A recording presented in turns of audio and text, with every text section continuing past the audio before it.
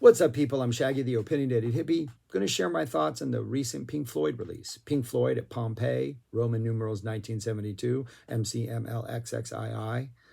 The movie was re-released, ran in theaters, had a new remix of the soundtrack of the music done by Steven Wilson. They released the movie, it was in theaters, and then shortly after that, they released the soundtrack, which is what this is. Interesting release, interesting choice. It makes sense because the movie was re-released, so I guess it makes sense to re-release the soundtrack with a new mix. But we also got a new mix of this like 10 years ago, 9 years ago. Back in 2016, Pink Floyd released this massive box set called The Early Years. Then they released like parts of that box set separately, and one of those parts was 1972 Obfusc/Asian, and in that box set, there was a remix version, the 2016 remix version of Pink Floyd at Pompeii.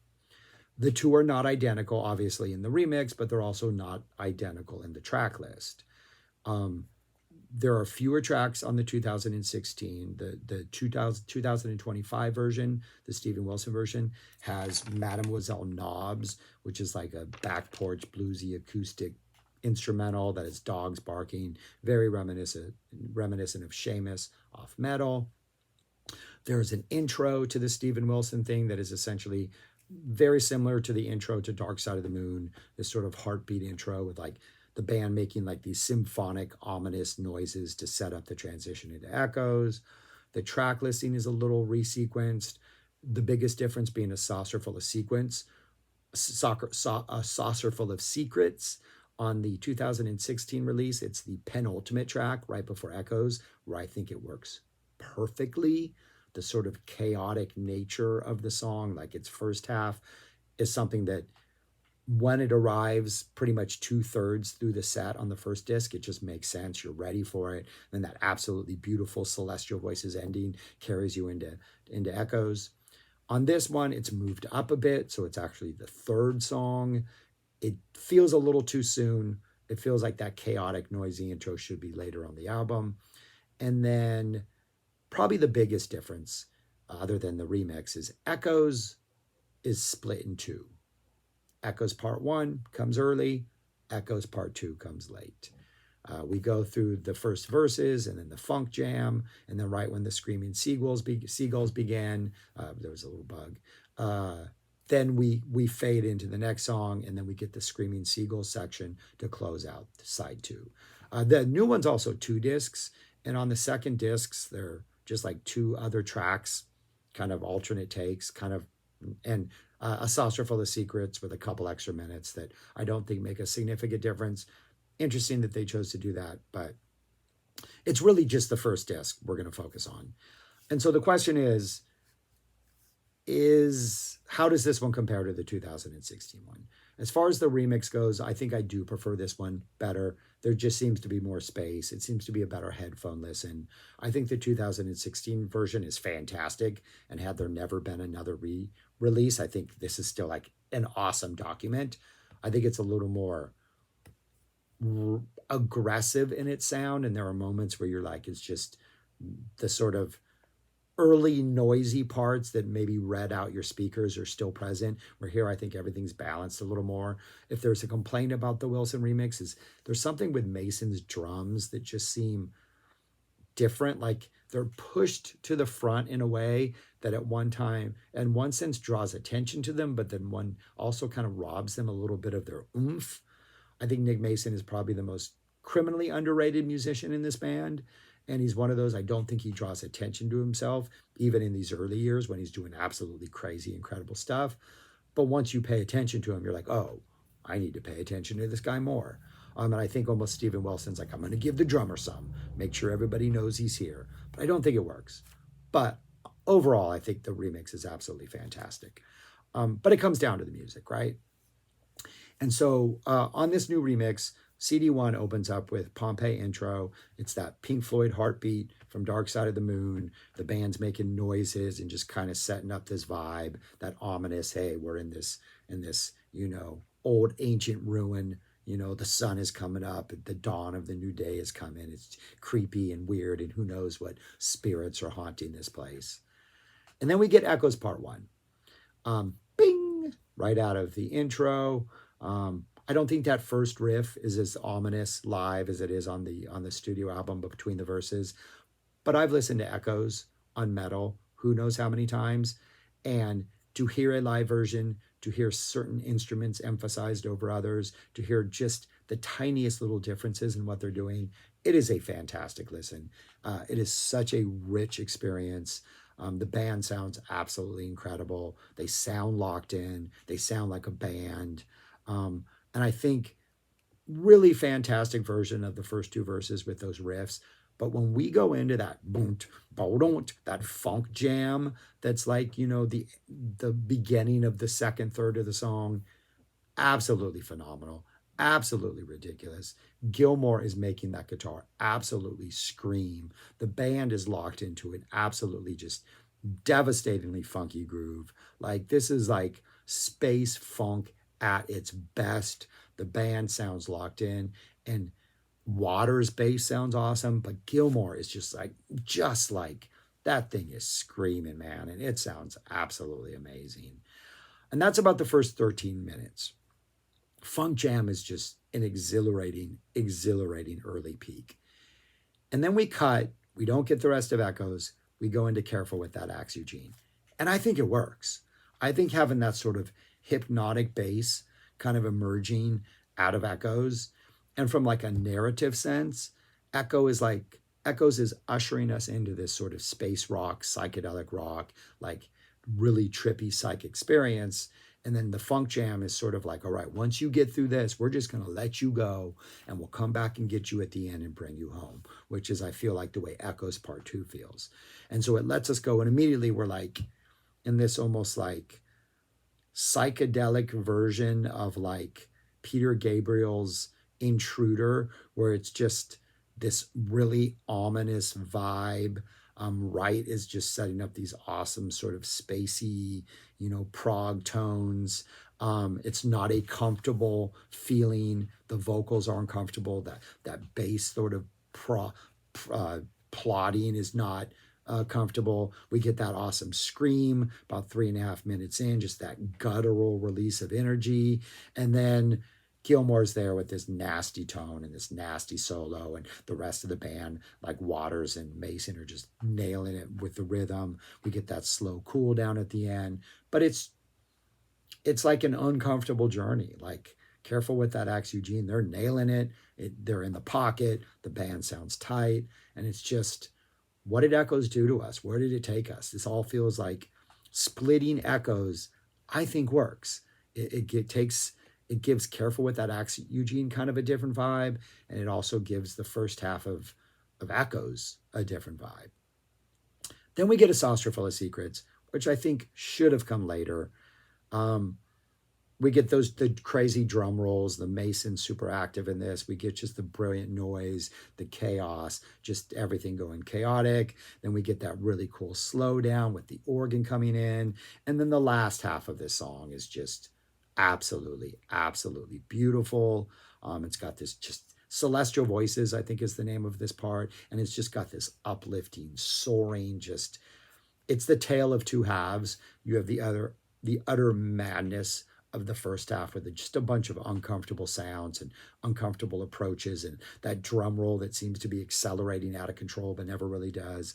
And then the second half, which is just like celebratory, uplifting, the moaning by Gilmour, the guttural, just the like, but it's not like anguish. It's just like, I don't even have words to like say. I'm just so like, I need this release. The cathartic sort of like screaming by Gilmour at the end. Absolutely fantastic. That goes into One of These Days, which I think they do a pretty good job of. This is one of those songs that I think the studio version is just perfect. And I don't think I've ever seen or heard a live version that just captures so perfectly every sound and every little bit of that studio version. This is a good version. They get the middle part really right. It has that heaviness. The transition into the jam at the end, I think, Wright's organ work really helps make that transition a little smoother than maybe it could be. I went to the Austin Psych Fest about 15 years ago at this point, and during one of the intermissions, we were sitting down in this air-conditioned place. It was like, who knows how hot it was outside. It's Texas. And they played One of These Days over the loudspeakers, and the sound man just jacked up the sound, super loud. And I just remember sitting there listening to this in a really heightened state of mind, thinking, this is like one of, if not the greatest Psych songs ever made. One of These Days is just like Psych perfection. They nailed it in the studio. And I just think anytime they do it live, it's like the bar is so high. You just can't capture it. But the band brings it, and the second half really, I think, really delivers. This is not saying much because everything on here is fantastic, but other than Mademoiselle Knobs, it's probably the weakest track on here. Set the Controls for the Heart of the Sun is another tale of two halves.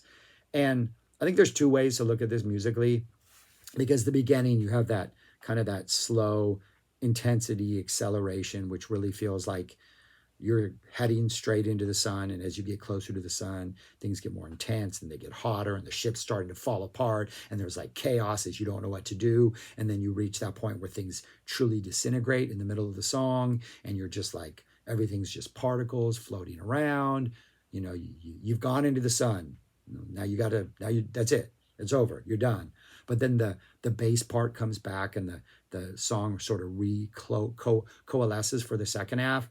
And it's almost like, all right, life goes on now. Another ship is going to make the same mistake you did. All right, good luck. And they just kind of finish the song. But then there's also this sort of Heart of Darkness type vibe, where like that first half of the sun is like a descent into madness. And like you're just steadily, going deeper into your insanity. And then finally things just chaotically break apart. And then you're left in this state where you're just the shell of a human. Kind of reminds me of The Wall, the movie The Wall, the part towards the end when Geldof, the lead character, is just like in the bathroom, and he's in his own mind, and he's just, all this stuff is in his head, and he's sweating, and he's not outwardly going crazy. You can see he's just this empty shell of a man who's gone insane. And that's like what the middle of the song feels like. It's like you've just lost it. You're lost to the world. And then when the bass part reemerges out of it, it's almost like, oh, but life goes on for other people, and you're just stuck here, and someone else will go mad too and join you in this world of yours. Amazing version of this song. And I just think that descent into whatever it is we're going is captured perfectly. Then Mademoiselle Knobs completely ruins the flow of this. Doesn't need to happen. And then we get Echoes Part 2. In fact, Mademoiselle Knobs should have been on the extra disc with the alternative takes of Saucerful and I think Careful. Don't know why it's on here. And then we get Echoes Part 2. And I don't think Echoes Part 2 holds up to that funk jam at Echoes Part 1. So I actually kind of like that it's separated. Also on the 2016 remix, Echoes is completely the last track, very reminiscent of Metal. And I do like that this is a new Echoes experience. And I think when we get to this last part, it's like, oh, we're back to Echoes. We've made it through this guy with the axe. We've made it to somebody who's going to chop us into little pieces. We've made it through this descent into madness. And now we're back at some place where there's seagulls. So we're on a beach, maybe. There's water. Maybe there's sunlight. We're back on like human ground. And I don't think the intensity of that funk jam carries through to this. So I do think it's, of the two halves, the least successful. But it works really, really, really well as an ending song to kind of bring us down, to calm us down, to let us like go back to the real world after spending like close to an hour in this absolutely brilliant prog, psych, space rock, whatever Pink Floyd does, madness. Because these are some dark songs. These are some mad songs. These are some absolutely brilliant, brilliant songs. So, like, I really like that they split Echoes. I think that's a plus. I really like the introduction with the heartbeat that drops us into the bing of Echoes. I think that's a plus. I don't think they should have moved Saucerful of Secrets. I think it works better as a penultimate song before Echoes. And I don't think Mademoiselle Knobs should be on here at all. It should be on disc 2. I do think it sounds better. So I don't like to skip tracks, But I think essentially every time I listen to this, I'm just going to skip Mademoiselle Knobs, get straight to Echoes.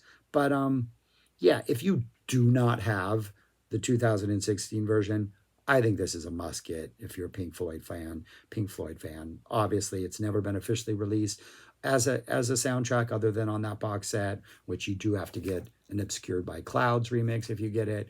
Maybe you don't want that. This is a standalone. Even at 2 CDs, I think it's less than 20 bucks.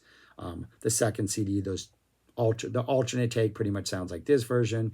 The extra 2 minutes are pretty interesting, but not essential. So yeah, it's a great release. I mean, we needed it. I have minor complaints. I can always resequence things and download it to something and make my own track list. So, you know, I can get over that. But it's a wow listen. It's absolutely fantastic. This band kills it. I highly recommend this. Yeah, I like it. So that's it. Those are my thoughts on this. Let me know your thoughts on this. Subscribe, like, share, comment, do all that stuff. Things I messed up on, drop in the comments. You know how that stuff works. But yeah, I've really been enjoying this. Probably should have just been a single CD without Mademoiselle Knobs, and it would be perfect. Other than that, they tried to give us too much, and sometimes you don't need too much. Sometimes you just got to hold it back a little, right? All right, I'm rambling. That's all. Peace. Talk to you later.